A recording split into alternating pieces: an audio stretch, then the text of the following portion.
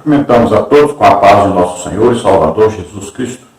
Estamos iniciando mais um EBD na TV.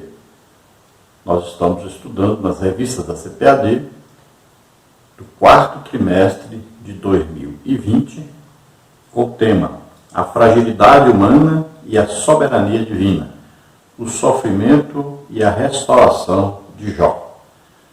O comentarista da nossa lição é o pastor José Gonçalves. E hoje nós estaremos estudando a lição de número 6, que tem como título A Teologia de Elifaz. Só os pecadores sofrem? Então estaremos estudando aí dentro da teologia que afirma que aquele que é justo, aquele que serve a Deus, jamais passará por algum sofrimento. Então nós estaremos estudando aí um item da teologia da prosperidade, na verdade. Um dos itens que eles sempre afirmam, né, é que aquele que está na igreja, ele não passa por dificuldades financeiras, não adoece, né, não vai sofrer. E isso, na verdade, nós vamos ver que na prática, né, na vida cristã, é uma grande mentira. Todos nós passamos por dificuldades, todos nós passamos por doenças, enfermidades, todos nós passamos por problemas financeiros em certa época da nossa vida. Então é uma mentira, na verdade, porque se ela for colocada como uma verdade absoluta, ela perde o seu valor. Agora, é evidente que se nós formos fiéis a Deus, se nós estivermos aí congregando, lendo a Bíblia, orando, jejuando, evangelizando, né? Então, isso vai trazer a nós benefícios. E o próprio Satanás reconheceu isso ao dizer que Deus cercava Jó, né, e abençoava Jó. Então, quando ele fala para Jó sobre isso, ele está falando uma coisa que é verdadeira também. Agora, não quer dizer que aquele que Deus está guardando, protegendo, abençoando, não vá passar por dificuldades. Veja só. Então não pode ser uma regra sem exceção, e nem pode ser uma regra para toda a vida da pessoa. Às vezes uma fase ele está bem, mas pode ser que passe por uma fase ruim. Também um ímpio passa pelas mesmas coisas. Ele pode ter uma época em que ele está muito bem em tudo, financeiramente, né, com a saúde, tudo bem, e pode ter fase ruim também. Então veja só, aqui até cabe aquilo que Salomão disse, né? Todos passam então pelas mesmas coisas. Mas o que ele faz? Afirma para Jó, que ele adota como a tradição de sua época, como aquilo que não pode ser quebrado, que não pode ser modificado, que todos acreditam.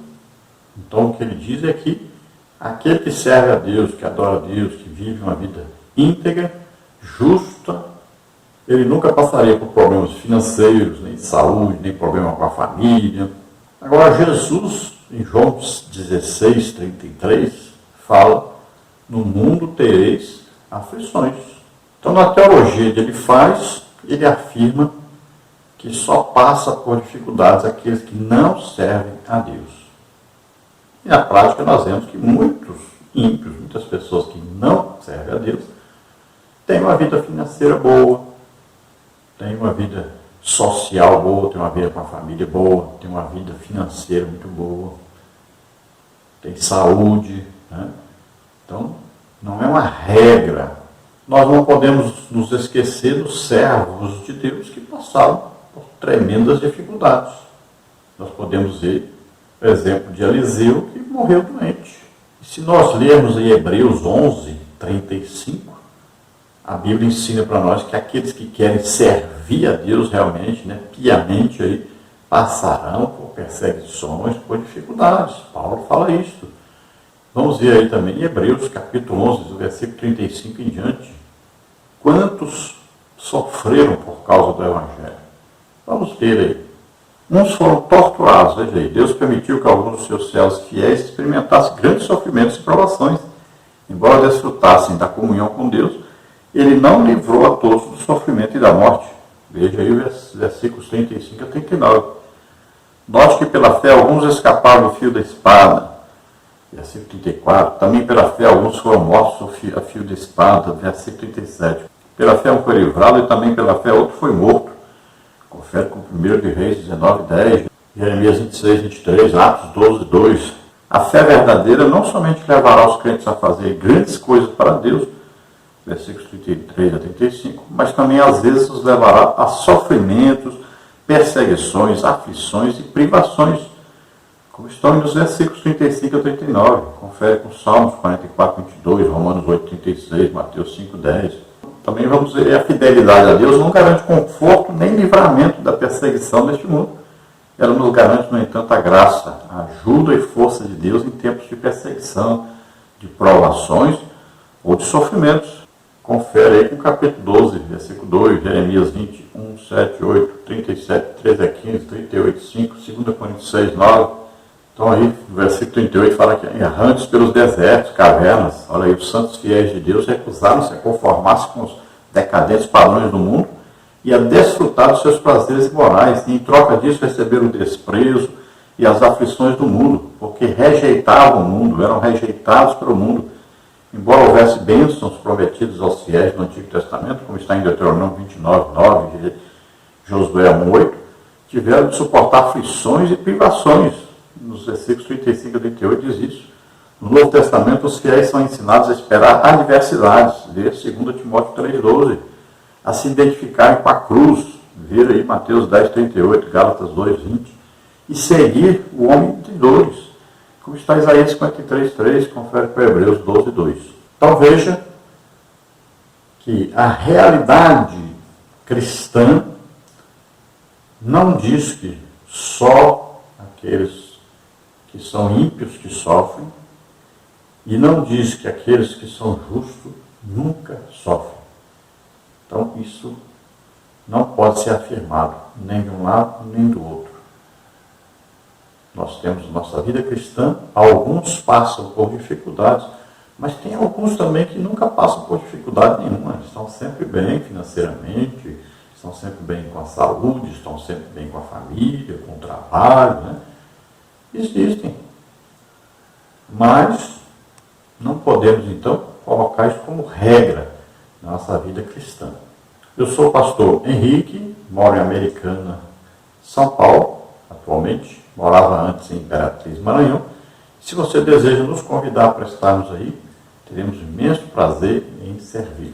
Podemos ministrar sobre Escola Bíblica Dominical, né, sobre a organização da Escola Bíblica Dominical, fazer palestras para professores, superintendentes, né, congressos, seminários. Podemos também pregar o Evangelho para salvação de almas, ministrar curas. Deus me usa muito na ministração de curas. E podemos aí pregar sobre várias coisas. Nós fazemos muitas palestras sobre família, sobre missões. Já fui missionário, pela graça de Deus, abrimos 8 igrejas. Então, se você desejar, pode nos convidar. Nós estamos abrindo uma igreja aqui em Americana, São Paulo. Agora, cara, estamos chegando a comprar as coisas já, né? Estamos terminando aí de arrecadar uma ajuda dos irmãos para comprarmos o som. Esta semana já devemos comprar o som. E agora vamos passar a comprar as cadeiras.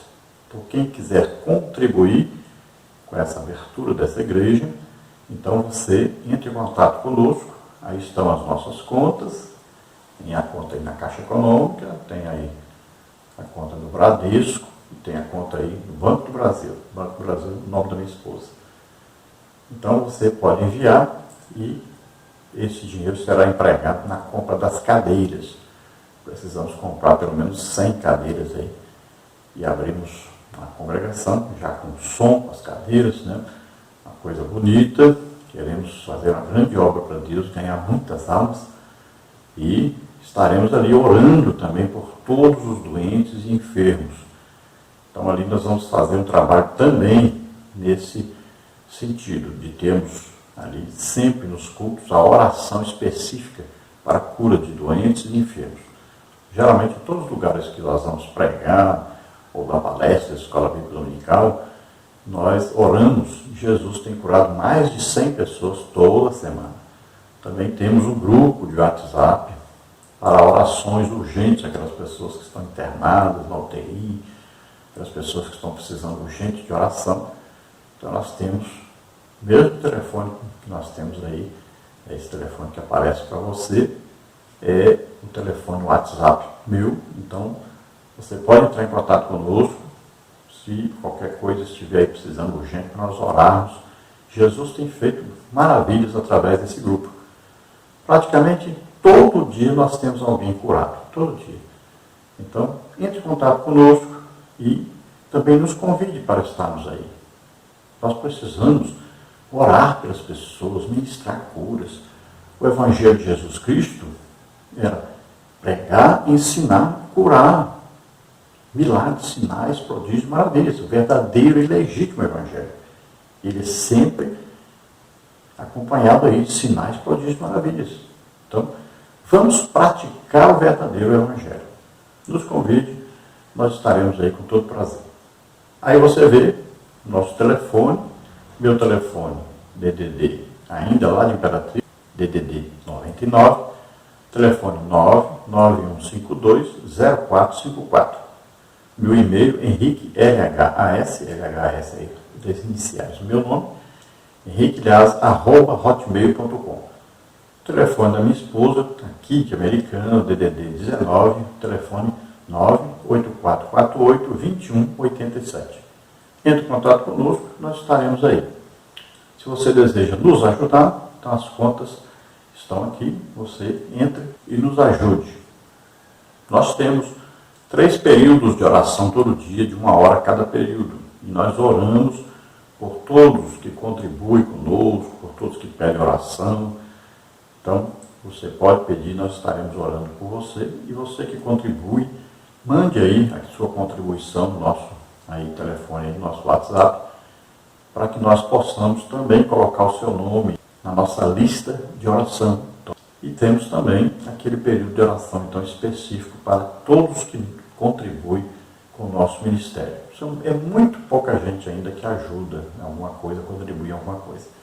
Mas, né, varia entre 10 e 15 pessoas só que nos ajudam. Imagine. Nós temos aí 20 mil pessoas que assistem aos vídeos, pelo menos. Temos aí nos grupos mais umas 10 mil pessoas, Facebook, WhatsApp, né, Instagram, tudo. Umas 10 mil pessoas, mais de 10 mil pessoas na verdade. E só temos aí de 10 a 15 pessoas que nos ajudam.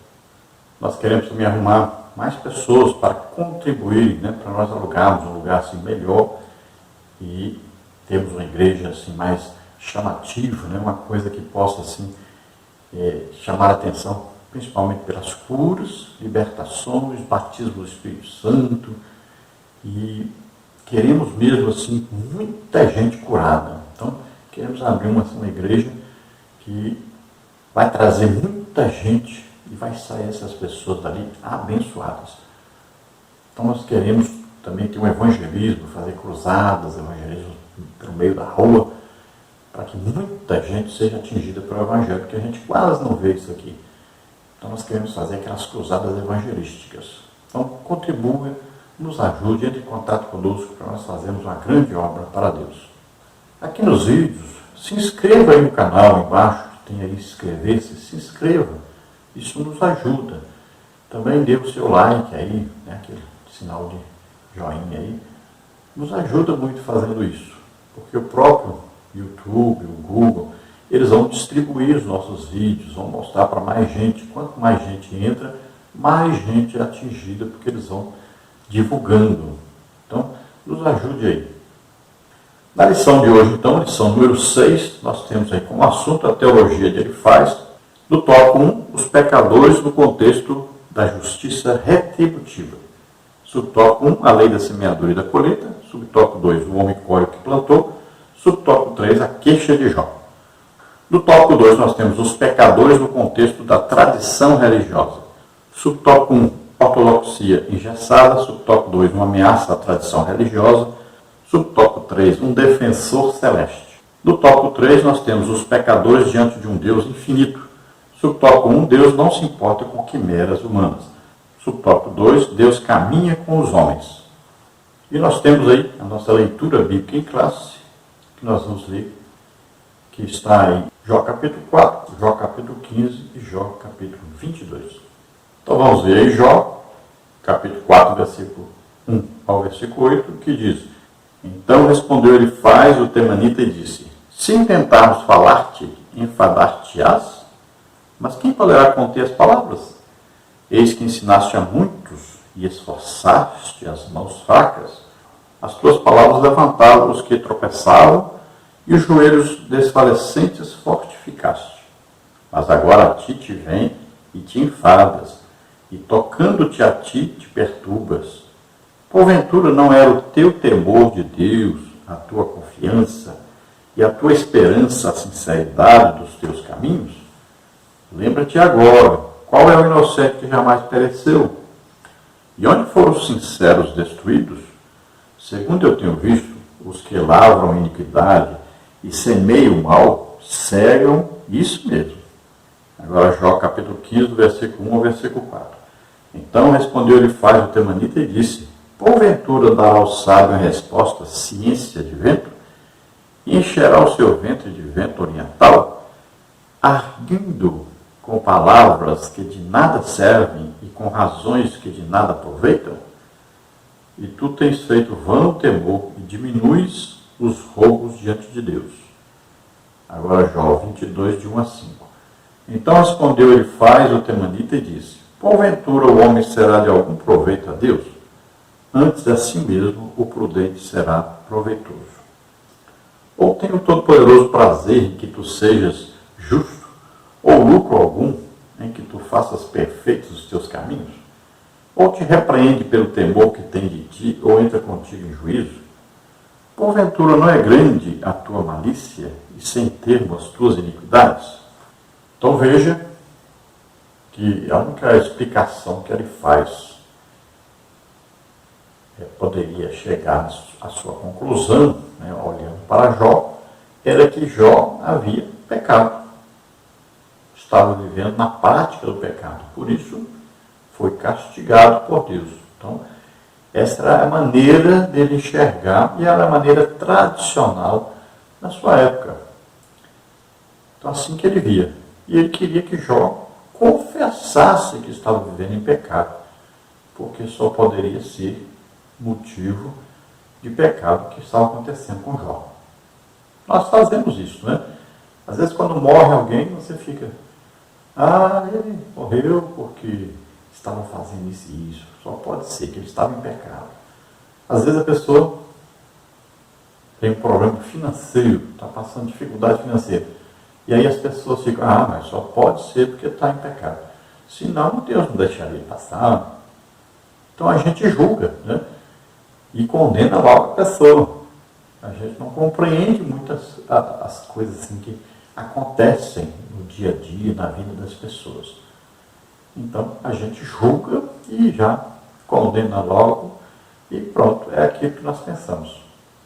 E, na verdade, todos nós passamos por diversas coisas em nossas vidas e, muitas vezes, as pessoas nem ficam sabendo, né, do sofrimento, da angústia, perseguição que a gente passa e não entendem o que está acontecendo. Então, existem fases na vida e, geralmente, quando a gente já está mais velho, é que vai compreender e que vai procurar saber que aquilo tudo tinha ali por detrás um plano onde nós estávamos e teríamos que passar por tudo aquilo. E nós entendemos, por exemplo, que sempre quando alguém vai ser usado mais por Deus, essa pessoa vai passar por provações, tentações, e no final disso é que a pessoa vai crescer. Agora, existe aquele que é chamado para crescer financeiramente, abençoar os outros financeiramente, e existe aquele que é chamado para abençoar as pessoas espiritualmente, vai crescer espiritualmente, vai ser mais usado por Deus espiritualmente para abençoar os outros. Então, e aí a vida vai seguindo, a vida cristã. Nós não podemos ver como exemplo o apóstolo Paulo, né? Espinho na carne, sofria, preso, apanhava, quantas dificuldades. E olha, quanta coisa ele trouxe para nós de proveito para o nosso crescimento espiritual. Então nós temos que entender, né? Ele não era rico, não vivia tranquilo, bem, nada disso. Nós não vamos ver nenhum apóstolo vivendo aí como se fosse um milionário, né? Não vamos ver. Nenhum deles tiveram essa vida boa que muitas vezes nós vemos hoje muita gente da igreja ter. Olha só. Então não podemos colocar assim uma teologia e falar isso aqui é certo. Então não é bem assim. Existem aqueles que passam por dificuldades. E existem também aqueles que não passam por dificuldades. Existem aqueles que não passaram por dificuldades até agora e que ainda vão passar. Existem aqueles que já passaram por muitas dificuldades e agora estão tranquilos. Então, cada um aí tem o seu ministério, cada um tem aí sua vida cristã e também os próprios ímpios também têm as suas fases boas e fases ruins. A introdução diz o seguinte: nesta lição estudaremos os discursos de Elifaz. Ele é o primeiro amigo de Jó a expor sua concepção teológica acerca da situação degradante em que se encontrava o homem de Uz. Nesse sentido, veremos que, para Elifaz, a justiça retributiva é certa. Ou seja, só os pecadores sofrem e os justos não passam por reveses. Para ele, Jó contrariou esse ensinamento, atacou a forma religiosa de pensar e, portanto, feriu a ortodoxia que deveria guardar. Finalmente, veremos também as respostas de Jó a cada acusação de Elifaz. Então, sabemos aí que os amigos de Jó vieram. Esse amigo que nós vamos estudar hoje, o Elifaz, veio de Temã, ali, uma região onde os sírios, descendentes de Esaú, viveram, né? Onde você pode identificar no mapa, né, o território de Edom. E nós vamos ver aí o que Elifaz acreditava, qual era a tradição na região que ele vivia, como se acreditava ali, e ele acusa Jó de estar quebrando essa tradição, né? Aquilo que todo mundo acreditava, e ele até diz que o próprio Jó ensinava isso. E agora, quando está passando por isso, está querendo mudar então as regras, né? Então, vai acusar Jó de estar vivendo em pecado e não confessar esse pecado. Veja aí que o nome Elifaz significa meu Deus é forte, ou meu Deus é ouro de boa qualidade, provável descendente de Esaú, pai de Temã. Ele é o amigo tamanita de Jó. Temã, então, território de Edom, e importantes leituras que nós temos aí. Gálatas 6:8 diz, porque o que semeia na sua carne, da carne ceifará a corrupção, mas o que semeia no Espírito, do Espírito ceifará a vida eterna. Depois Gálatas 6:9 diz, não nos cansemos de fazer o bem, porque a seu tempo ceifaremos, se não houvermos desfalecido.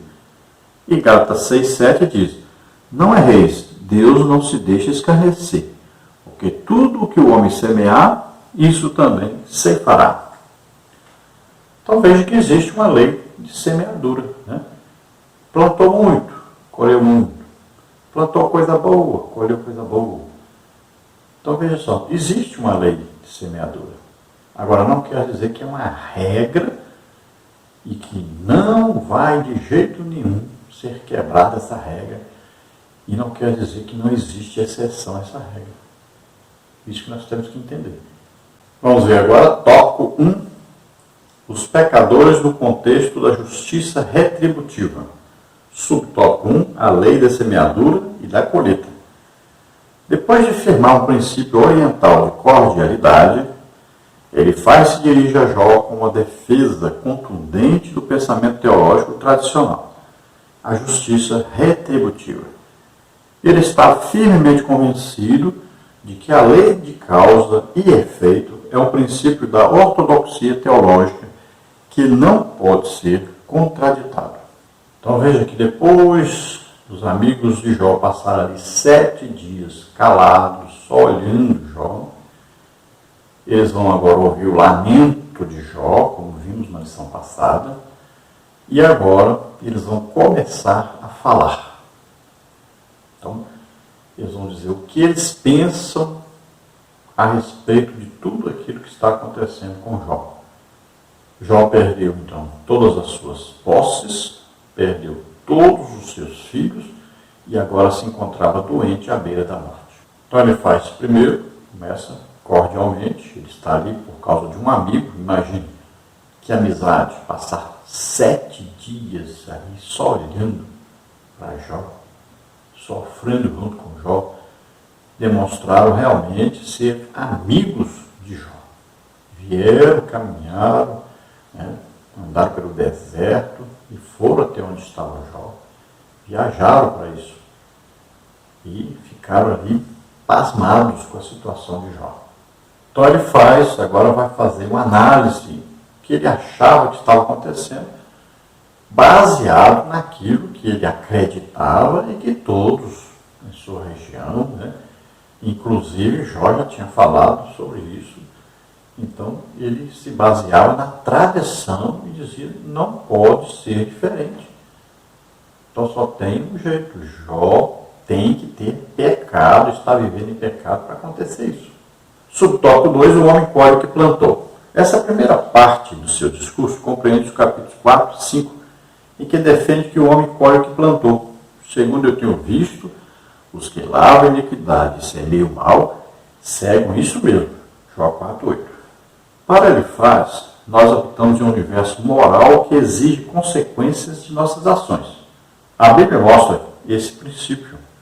Por exemplo, o salmista confirma que Deus é bom e justo, e por isso recompensa os bons e pune os maus, como está em Salmos 1:6. O Novo Testamento também atesta esse princípio, porque os olhos do Senhor estão sobre os justos, mas o rosto do Senhor é contra os que fazem males. 1 de Pedro 3:12. Portanto, Elifaz defende que o pecado sempre produz consequências, mas que somente os pecadores pagam por isso. Assim, segundo Elifaz, se Jó estava sofrendo era porque havia pecado. Cabia a Jó, então, assumir a responsabilidade moral do seu pecado. Não havia outra opção. Quantos são os que fazem acusações precipitadas quando alguém passa por momentos delicados da vida? Ao julgar precipitadamente, muitos cometem injustiças e esquecem de que Deus é quem pode ver todo o lado da questão.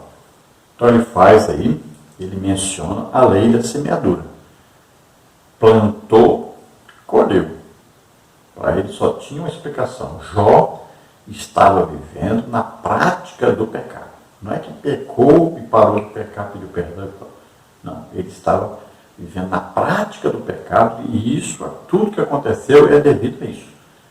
Então ele estava exigindo de Jó que Jó pedisse perdão a Deus, se arrependesse, parasse com o seu pecado, cessasse de pecar. E a teologia de Elifaz realmente concorda com a Bíblia. A Bíblia ensina isso também. Mas não quer dizer que é uma regra sem exceção. Porque nós vamos ver várias pessoas ímpias e vivendo muito bem. Vamos ver várias pessoas que vivem na prática do pecado e não vivem por aí pobres, doentes, sem a família. Não. São ímpios, pecadores, vivem no pecado e vivem muito bem. Então, nós deveríamos dizer, mas isso é impossível, isso não pode. Veja bem, nós não mandamos em Deus, não somos nós que controlamos o mundo. Nós não conhecemos o plano geral para todos os homens. Nós não conhecemos aí como Deus conhece, nós não vemos como Deus vê, nós não sabemos o futuro como Deus sabe. Então, para tudo tem aí um plano, né? Para tudo tem uma coordenação de Deus. Deus coloca reis, tira reis, né? Deus tem na sua mão o coração do rei, inclina para onde ele quer. Então, fique tranquilo e confie em Deus. Deus está no controle de tudo. Não fique com inveja do ímpio. Então, para ele faz assim, todos cometem pecado, mas para aqueles que estão com Deus, não acontece nada de ruim, mas para aqueles que estão sem Deus, acontece tudo de ruim. Então, era isso que ele acreditava. E aí, ele via Jó naquela situação. A única dedução que ele poderia chegar aí era Jó estava vivendo em pecado. E assim, muita gente segue esse tipo de orientação, né, na sua consciência. Ele acha que é assim.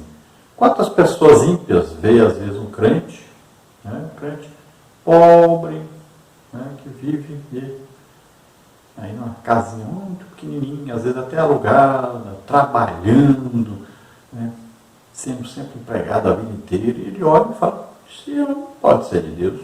Deus ia deixar seu filho passar isso aí. Veja só, existem muitas pessoas que pensam assim. E também muitas pessoas que quando vê alguém sofrendo, passando necessidade, né, estão pensando, não, isso aí é porque ele vive em pecado, que fez alguma coisa de errado. Pode ver que a gente tem essa tendência a achar que alguém está pobre, ou passando dificuldade com a família, ou passando dificuldade aí, de saúde, né, muito doente. Então, não, ele está em pecado, fez alguma coisa. Veja só. Então, o livro de Jó é importante para nós, que nós vamos aprender a mudar, né, a nossa maneira de pensar a respeito das outras pessoas.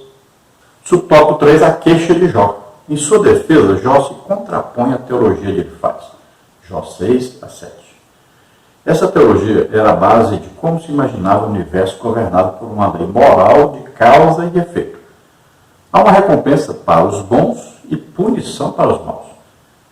Elifaz não estava de todo errado, mas equivocou-se quando pensava que esse pressuposto era o único existente. Tratava de parte da verdade, mas não de toda. Sua teologia não se aplicava no caso de Jó. O patriarca não aceita a tese de Elifaz e por isso sente-se alienado de Deus. Capítulo 6, versículos de 1 a 7. De si mesmo, 6, 8 a 13. E de seus amigos, 6, 14 a 23. Isso leva Jó a se queixar de Deus. Jó 6, de 1 a 13. Bom, então Jó, fazendo uma autoanálise, né, ele olha para si mesmo e sabe que ele não está vivendo pecado. Então ele não consegue entender o que está acontecendo. E ele vê agora quanta diferença existe entre ele, seu amigo, entre ele e os outros amigos. Quanta diferença existe agora entre sua vida atual e a vida passada. E ele começa a analisar agora, mas como eu estou totalmente separado, vivendo diferente daquilo que meus amigos acreditam. Estou vivendo separado de Deus. Parece que Deus me abandonou, me amaldiçoou. E eu não consigo entender, então até eu devo estar errado em tudo que eu penso. Jó não conseguia entender. E ele passa então a conversar aí com Deus e reclamar isso, né? Ele começa a dizer, eu não consigo entender o que está acontecendo. E Jó não tinha a mínima ideia de que Deus havia liberado Satanás. E Jó não sabia também que no futuro tudo passaria e tudo seria melhor em dobro, né? Ele não sabia de tudo isso. Então ele estava vivendo uma situação que ele não compreendia nada. era uma situação que só poderia passar na sua cabeça, na cabeça dos seus amigos, só pessoas ímpias, pessoas que viviam na prática do pecado e que poderiam passar por aquilo. E olha que tinha que ser pessoa muito pecadora para passar por tudo aquilo. Então ele não conseguia entender. Ele olhava para si e perguntava, cadê o que eu fiz para passar isso? Não compreendia. Continuando no subtópico 3, a queixa de Jó, ele se queixa pela sua atual situação. É uma queixa fundamentada ainda nos antigos pressupostos teológicos. Ele era justo, não estava em pecado, portanto não merecia sofrer. Em seguida, Jó se queixa a Deus, Jó 7, Jó 21, desejando abrir uma porta de diálogo com o Altíssimo. Ele não quer explicações baseadas em teorias teológicas antigas, mas uma conversa sincera através de um relacionamento direto com o Criador, onde Jó fala com ele e Deus fala com Jó. No momento da dor, a melhor coisa a se fazer é se dirigir pessoalmente a Deus. Então, diante dessa situação que Jó está vivendo, ele não consegue compreender por que está passando por aquilo. Ele faz sempre a autoanálise, ele procura o que eu fiz. Então, não consegue entender. E ele vai procurar agora em Deus a resposta. Começa então a conversar com Deus e Deus começa a conversar com Jó. E eles agora entram naquilo que a Bíblia diz, vamos entrar em discussão. Vamos ver quem tem razão. E Jó quer porque quer ter razão, porque quer exigir que Deus tome uma atitude, porque ele não está suportando mais e ele não sabe por que ele está passando por aquilo. É um sofrimento muito grande que Jó está passando e sem entender. Então era uma pressão tanto na parte psicológica, né, como na parte física. Ele estava a ponto de não aguentar mais. Estava desejando já a morte, para ver se ficava livre daquele sofrimento. E a oração é exatamente isso. A oração é a busca pelo diálogo com Deus, falar com Deus e ouvir Deus falar conosco. A oração não pode ser um monólogo só. Nós temos que aprendermos a orarmos de maneira que a nossa oração passe a ser um diálogo. Nós falamos e nós ouvimos Deus falar conosco. E é isso que Jó passou a fazer. A maioria das pessoas começam então a buscar em livros, em pessoas, né, as respostas, e não procura por Deus, não busca comunhão com Deus. Então nós temos que nos lembrar disso. Vamos entrar em contato com Deus, vamos conversar com Deus, vamos pedir a Deus solução para os nossos problemas, vamos pedir a Deus aí ajuda para que nós possamos sobreviver e fazermos a obra de Deus. Sempre pensar nisso, temos que fazer a obra de Deus. No tópico 2 nós temos os pecadores no contexto da tradição religiosa. Subtópico 1, ortodoxia engessada. Em seu segundo discurso, Jó 15, de 1 a 35, ele argumenta que as palavras de Jó são uma ameaça ao dogma religioso aceito. E tu tens feito vão temor e diminuís os roubos diante de Deus. 15:4. Assim, se Jó estivesse certo, a religião tradicional, que sempre ensinou a prosperidade dos bons e o sofrimento dos maus, estaria errada. Nesse aspecto, Jó era uma ameaça àquela forma de pensar. Por isso ele ataca Jó de uma forma contundente, dizendo que suas palavras não revelam sabedoria, mas são palavras ao vento. O patriarca se expressa em linguagem poética, mas sua mensagem é profética. Então veja o que ele faz agora, considera Jó um rebelde, né, à tradição religiosa que todos tinham. Se Jó estivesse certo, ele e todo mundo estaria errado. Então ele queria que fosse uma regra, e só uma regra, que não houvesse mais regra nenhuma, e que fosse só do jeito que todo mundo aprendeu. Nós temos esse problema hoje, né? Que são aquelas coisas que nós chamamos aí, que as pessoas, quando têm uma denominação, se o seu líder pensa uma coisa, ensinou aquilo ali, tem que ser todo mundo pensar a mesma coisa, seguir a mesma coisa e acreditar na mesma coisa. Muitas vezes As pessoas não aceitam que alguma coisa esteja errada. Se a gente falar, não, eu não concordo, eita, mas é uma confusão esse negócio aí, eu falar que não concordo com alguma coisa que um comentarista da CPAD escreveu. Parece que as pessoas não têm direito de pensar, de raciocinar, de orar, de pedir resposta de Deus. Parece que as pessoas não podem discordar. Ah, porque fulano é doutor, tem diplomas e tal. Você não pode discordar dele. É assim essa época que nós estamos vivendo. Veja aí quanta confusão teológica os calvinistas causaram na Assembleia de Deus.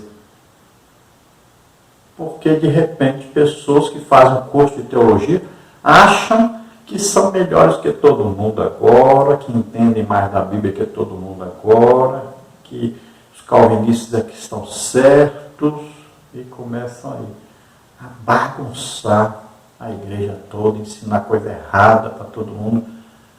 Não, porque eu aprendi no livro do doutor fulano de tal, que é PhD, não sei o quê, e tal. Temos que ler a Bíblia e temos que conversar com o autor da Bíblia, com aquele que inspirou a Bíblia. Devemos buscar a revelação do Espírito Santo. Não é só pegar tudo que achar pelos livros para ele e sair repetindo, não. Temos que analisar, nós somos pessoas, cada um de nós tem o Espírito Santo, cada um de nós tem intelecto, pode pensar, cada um de nós tem direito a pensar, a discutir, a não concordar. Temos direitos. Nós não podemos só dizer amém, amém, amém. Estamos agora aprendendo, não estamos no beabá ainda, aprendendo que existe direita e existe esquerda. Agora que o povo está começando a acordar para isso. Veja só, vivemos quanto tempo aí achando que todo mundo, todos os partidos, está tudo no mesmo rumo, está tudo certo, está tudo bem. De repente descobrimos que nós estávamos sendo guiados, né? Controlados, levados para o comunismo, isso, e acabaríamos aí como a Venezuela e a Argentina, como está hoje, e vários outros países comunistas. Olha só, estávamos sendo conduzidos. Ninguém nem desconfiava do que estava acontecendo. Quais eram os planos gerais para nós? Olha só, despertamos, começamos a pensar. O ser humano tem direito a pensar. Então temos que começar a pensar. E assim também na teologia, das revistas da Escola Bíblica Dominical, dos livros que são vendidos pela nossa produtora, né, nossa editora. Temos que ler e ver, isso aqui está errado, isso aqui está certo. Há pouco tempo aí saiu um livro ensinando masturbação para os jovens, editado pela CPAD. Aí começou todo mundo a reclamar, olhar e tal. Não é como antigamente, que se lia e se aceitava tudo. Aí mudaram, fizeram outra edição, consertaram, né? Corrigiram. E assim nós temos que fazer. As revistas também. Olha aí, a quantidade de divórcios. Nós não temos que concordar com esses divórcios que estão acontecendo por aí. Dentro da igreja. Nós não temos que concordar com tanta coisa errada que está acontecendo. Nós não temos que concordar com a vida pregressa de cantores, pregadores, de pastores. Não temos. Nós não temos que concordar com o enriquecimento de pastores presidentes, enquanto a igreja está quase no zero na evangelização, das missões. Então nós temos direito de pensar e de falar o que é certo e o que é errado. Subtópico 2, uma ameaça à tradição religiosa. A partir do versículo 7 do capítulo 15, ele faz apelo para a tradição religiosa como forma de validar seu princípio teológico. Que sabes tu que nós não saibamos? Que entendes que não haja em nós? Também há entre nós encanecidos e idosos, muito mais idosos do que teu pai. 15, 9 e 10. Segundo ele faz, ainda que fosse homem sábio, Jó não era mais sábio nem mais antigo do que o dogma que ele estava negando. Então veja que ele faz agora, apela para a religião tradicional, para a autoridade da tradição que os seus pais seguiam, que o pai de Jó seguia, que os mais velhos seguiam. Ele está exigindo que Jó se adeque a essa tradição. Ele está exigindo que Jó não fale nada que vá ferir o conhecimento que todos tinham. Ele acha absurdo Jó querer quebrar os paradigmas, né, da religiosidade de todos. Veja só. E nós temos muito isso na igreja hoje. É de cima para baixo. Quer empurrar para nós aqui o conhecimento do jeito que eles sempre seguiram. E muita coisa nós temos aprendido que não é do jeito que está sendo exigido. E vamos cada dia aprendendo mais, né? Cada dia crescendo mais na graça, no conhecimento de Deus. Cada dia nós vamos vendo quantos erros houveram no passado e quantos erros existem no presente. Então, vamos corrigindo isso, vamos melhorando a nossa capacidade de entendimento e vamos também ajudando as pessoas no seu dia a dia. Muitas vezes um novo convertido tem entendimento a respeito de uma coisa muito melhor do que alguém que já tem 50, 60, 70 anos de crente. E é assim mesmo. Nós não podemos exigir que a pessoa pense do mesmo jeito que a gente. Subtópico 3, um defensor celeste. Em sua defesa, Jó se contrapõe ironicamente ao argumento que ele faz. Jó 16 a 17. Aqui não podemos esquecer de que a resposta de Jó deve ser ouvida na forma poética, conforme fazemos em salmos, orações e súplicas recitados assim. Isso evita um literalismo rígido que empobrece o sentido do texto, quando este é poético e, consequentemente, transforma Jó em um sacrílego. Nesse texto, Jó reclama, mas não blasfema contra Deus. Ele tem consciência de que a teologia de seu amigo firmava-se na terra, mas o homem de uso apelava aos céus. Sua fé o projeta para o alto, à procura de quem possa defendê-lo. Ele quer um defensor que interceda por ele no céu. Jó 16, 18 e 17, 2. O patriarca se expressa em linguagem poética, mas sua mensagem é profética. Seu anseio por um mediador prenuncia o justo advogado Jesus Cristo. 1 de João 1, 5 e 7. Veja bem que Jó continua dizendo para Elifaz que existe um outro lado que ele não conhece. Ele continua se defendendo. Eu não estou vivendo em pecado. O que está acontecendo eu não consigo entender, mas não é devido eu viver em pecado. Então insiste nisso e ele procura por Deus, o socorro em Deus. E ele procura por um mediador. Ah, se eu tivesse alguém que colocasse a mão no meu ombro e no ombro de Deus para ele interceder, falar com Deus a meu respeito, pedir por mim. O que é isso aí? É profeticamente falando de quem? De Jesus Cristo, intercessor. Nós temos dois intercessores, né? Agora nós temos o intercessor no céu, Jesus, que está à direita do Pai intercedendo por nós, e temos um intercessor que mora dentro de nós, que é o Espírito Santo, que intercede por nós. Olha, temos dois intercessores. Jó não tinha nenhum. E ele clama, ele pede, ele acredita, olha, vai acontecer, vai aparecer um intercessor. Eu quero esse intercessor, preciso de alguém que coloque a mão no ombro de Deus, no meu ombro, e fique no meio aqui, intercedendo, pedindo por mim. Veja só. Isso é muito importante, porque é a justificação do Jó. Esse intercessor é aquele que vai pegar sobre ele todos os nossos pecados, doenças, enfermidades, maldições, e na cruz levar tudo isso. Veja só. Então Jó estava pedindo o intercessor que viria no futuro, por isso é profético, né? Veja que por isso mesmo pôde Deus permitir a Satanás fazer tudo aquilo. Hoje Deus não faria mais isso. Permitir a Satanás acabar com tudo. Nós, nos colocar em uma doença para ficarmos à beira da morte. Não.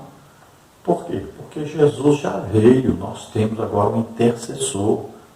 Ele levou nossos pecados, doenças, enfermidade, maldição sobre ele. E ele está à direita do Pai intercedendo ainda. Não parou de interceder, não. Continua intercedendo por nós. Veja só. É diferente a nossa situação. Nossa situação é muito melhor, muito superior à de Jó. Nós temos intercessor no céu e temos intercessor na terra. Olha só que maravilha. Então, clame a Ele, clamemos a Ele, acreditemos na sua intercessão e a nossa vida será muito melhor. Nós teremos uma qualidade de vida melhor. Estaremos em intimidade com Deus. Compreenderemos muito melhor as coisas. Então nós temos um advogado junto ao Pai, o tempo todo, intercedendo por nós, julgando as nossas causas, sempre dando vitória a nós. Por isso somos mais do que vencedores, que estamos em Cristo. Tópico 3 agora, os pecadores diante de um Deus infinito. Subtópico 1, Deus não se importa com quimeras humanas. Em seu terceiro discurso, Jó 22, ele apela para a transcendência divina ao atacar Jó. Grosso modo, a transcendência diz respeito ao conjunto de atributos do Criador, que ressalta a sua superioridade em relação à criatura. Significa que Deus está acima da criação e não é limitado por ela. Realça, portanto, a infinitude divina em contraste com a finitude humana, Jó 22, de 1 a 3. Para Elifaz, o sofrimento de Jó era um atestado de que ele havia pecado e que por isso Deus o havia abandonado. Ele era grande e não poderia se envolver em quimeras humanas, principalmente nas do pecador Jó. A teologia de Elifaz destaca um Deus transcendente, porém distante, que não se importa muito com o que acontece aqui na Terra, indiferente às coisas que criou, Jó 22, 12. Não adiantava Jó chorar ou reclamar, ele precisava se arrepender. Então ele agora apela para a transcendência de Deus, dizendo, olha, Deus está acima do ser humano. Ninguém pode falar com Deus ou influenciar Deus em nada. Ele faz aquilo que quer. E Deus comporta-se da seguinte maneira. Deus amaldiçoa e destrói o ímpio, o pecador. E Deus abençoa aquele que é justo e lhe dá tudo de bom e do melhor. Então, essa era a teologia dele. E ele achava que tinha que ser assim. Então, ele dizia, Deus está lá em cima, Deus não está aqui embaixo, não. Então, o que você tem que fazer? Você está em pecado. Se você está passando por isso, você está em pecado e você tem que se arrepender, mudar de atitude, senão você vai morrer desse jeito, vai se acabar desse jeito, porque Deus está amaldiçoando você devido ao seu pecado. É isso que ele faz, achava, e agora ele está dizendo, você já tem que saber que Deus é assim, e acabou. Isso que você está passando aí já é um atestado, está mais do que claro para todo mundo, você está em pecado. Veja só. E radicalizou realmente, e disse, não adianta você falar nada, nós já sabemos, só de olhar para a sua situação, nós já temos certeza que você está em pecado. E se você está em pecado, Deus te abandonou, e deixou mesmo se acabar tudo, você vai, se continuar assim em pecado, você vai morrer condenado mesmo. Cada dia vai ficar pior e acabar morrendo. Essa era a ideia de Elifaz, era o seu conhecimento teológico. Pense bem que Jó também não conhecia Deus. Eu conhecia Deus e ouvi falar também. Não tinha uma teologia correta. Ele vai, no final, depois até pedir perdão a Deus por muitas coisas que ele falou. Ele disse, eu não entendi o que estava falando, não sabia o que estava falando. E, quando ele faz, nós vamos ver que Deus, depois disso, seus amigos não falavam que era reto sobre mim. Então, para ele faz, Deus abençoava quem era justo, seguia Deus, e Deus amaldiçoava quem não era justo. quem não era aí fiel a Deus. Então, para ele era isso e acabou. Não tinha outro caminho, não tinha outra maneira de encarar a situação de Jó. Subtópico 2, Deus caminha com os homens. Nessa parte da poesia, Jó expõe seus argumentos de forma mais clara. Jó 23, 1 a 24, 25. Ele demonstra que nunca negou a transcendência de Deus, como ele faz quer dar a entender. Ele reconhece que Deus é excelso e pode fazer o que intenta. Mas se ele está contra alguém, quem então o desviará? O que a sua alma quiser, isso fará. Jó 23, 13. Todavia, esse é apenas um lado da história.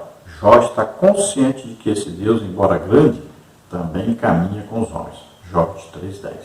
Veja então que Jó reconhece que realmente Deus está no controle de tudo, pode fazer o que ele quiser, mas também Jó acredita que Deus está presente o tempo todo e que também tem a solução para o seu problema.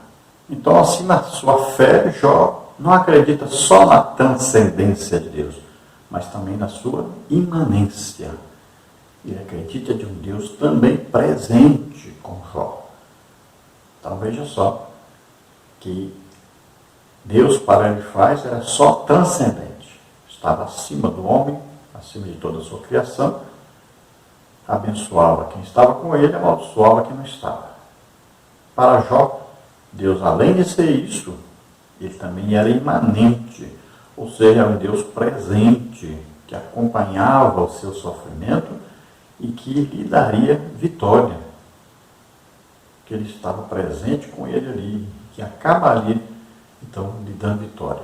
Ele acreditava que haveria um intercessor e que a sua solução viria através desse intercessor. Olha aí, isso é justificação pela fé. Jó acreditou que haveria um intercessor. Veja só, a justificação de Jó veio exatamente devido a essa justificação que vem quando nós acreditamos no intercessor, quando nós colocamos a nossa fé em Jesus Cristo. Isso é muito importante entender. Pela fé. Sempre a justificação é pela fé.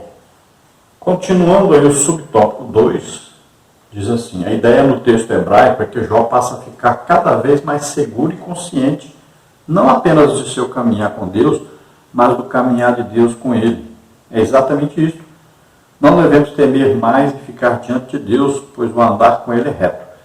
Em Cristo Jesus, Deus caminha com os homens, sendo o Altíssimo transcendente, envolve-se com os seres humanos nos diversos detalhes da vida. Então Deus mostra que é transcendente, mas também que é imanente. Quando Cristo vem e se faz homem, então Deus no meio dos homens, Deus conosco, né? Emmanuel, é Deus conosco, Deus presente conosco. Então Ele vive como homem, leva os nossos pecados sobre Ele, nossas enfermidades, doenças, nossas maldições. Então existe um homem glorificado à direita do Pai, intercedendo por nós. Veja só que Deus é transcendente, mas também é imanente. Ele está conosco. E agora o Espírito Santo, olha, vive em nós, dentro de nós. Deus conosco aqui, dentro de nós. Todo o tempo. É um Deus presente. Conclusão. Estudamos o pensamento teológico que ele faz nos amigos de Jó. Para ele, só os maus sofridos e infortúnios da vida. Ele estava convencido de que, ao se negar a reconhecer que estava em pecado, Jó dispunha contra a religião tradicional, que sempre associou as desgraças ao cometimento de algum pecado. Para ele, Jó estava abandonado por Deus, e isso é uma prova irrefutável de que havia pecado. Jó o contrapôs e defendeu sua integridade e comunhão diante de Deus. Então veja só que coisa importante. Olha, existem igrejas que não aceitam pobres. Gente que não tem dinheiro para dar lá, nem entra. Existem muitas igrejas onde as pessoas pobres não têm direito a nada, não têm posição nenhuma nessa igreja. Pessoas pobres nunca crescem eclesiasticamente ali e, na maioria das vezes, nem recebem visitas das pessoas, não recebem nenhum tipo de ajuda das pessoas. Veja só. Por quê?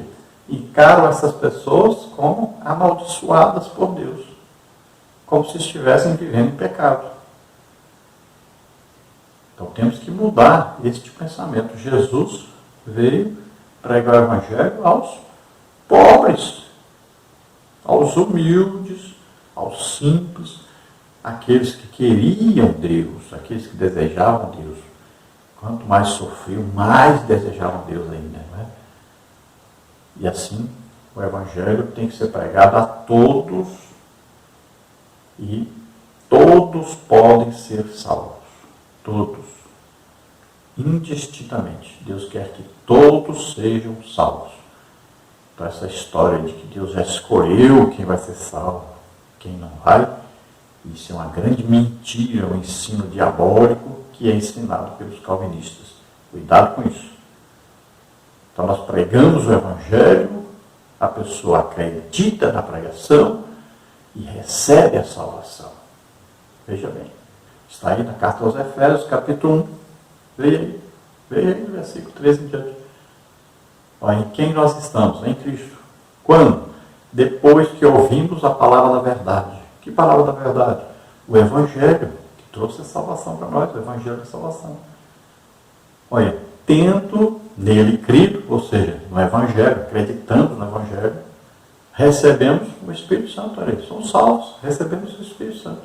Então, ouvimos a pregação, acreditamos, recebemos a salvação, recebemos o Espírito Santo. Então, olha só, sempre entra aí a fé como justificação. Veja bem. Pela graça, o quê? Jesus Cristo. Que é a graça de Deus? Jesus. A graça de Deus se manifestou, trazendo salvação a todos. Veja só. Esse todos, sempre todos, significa um grupo de pessoas. Por quê? Só aqueles que ouviram o Evangelho e aceitaram Jesus. Então é um grupo de pessoas que aceitou. Outro grupo não quis. Veja só. Então este grupo que ouviu o Evangelho foi pregado. Você ouviu, acreditou, recebeu o Espírito Santo. Então todos que ouviram e acreditaram, receberam o Espírito Santo, fazem parte de que grupo? A igreja do Senhor Jesus Cristo. Saíram do mundo e entraram para o reino de Deus. Saíram do reino de Satanás e entraram no reino de Deus. Estão aqui na terra, mas são cidadãos dos céus, esperando a vinda de Jesus para nos buscar.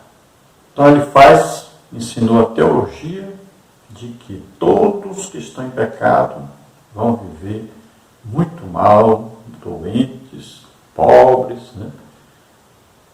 E todos aqueles que seguem a Deus viverão muito bem, não terão doenças, viverão de maneira financeira muito boa. Então essa é a teologia dele. E tem muita gente aí, seguidor da teologia da prosperidade, né, que ensina isso. Então tomemos cuidado com esse tipo de gente.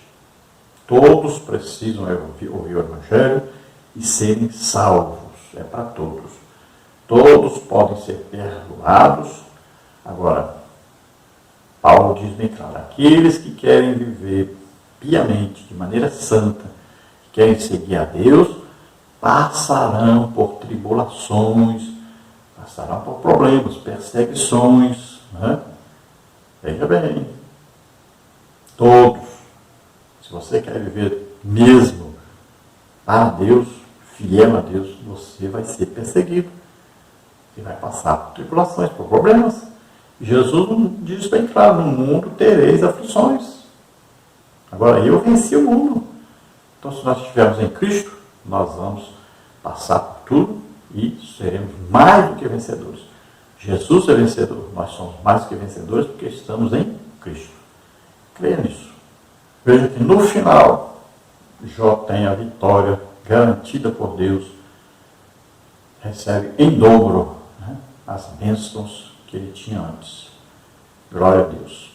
Vamos orar agora. Se você está ouvindo, prestando atenção naquilo que ouviu, né, a palavra de Deus, o ensinamento da palavra de Deus, você deseja agora se arrepender de seus pecados, quer pedir perdão a Deus, quer agora entregar sua vida para Deus, quer agora ter um encontro com o intercessor Jesus Cristo, que veio e deu a vida por nós.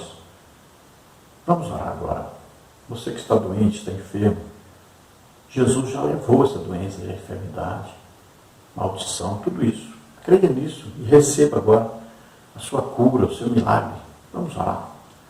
Pai querido, em nome de Jesus, olha, Senhor, para essas vidas que se chegam a Ti agora, recebe-os por filhos, Senhor. Grada guste nego fardarás, aguste sei.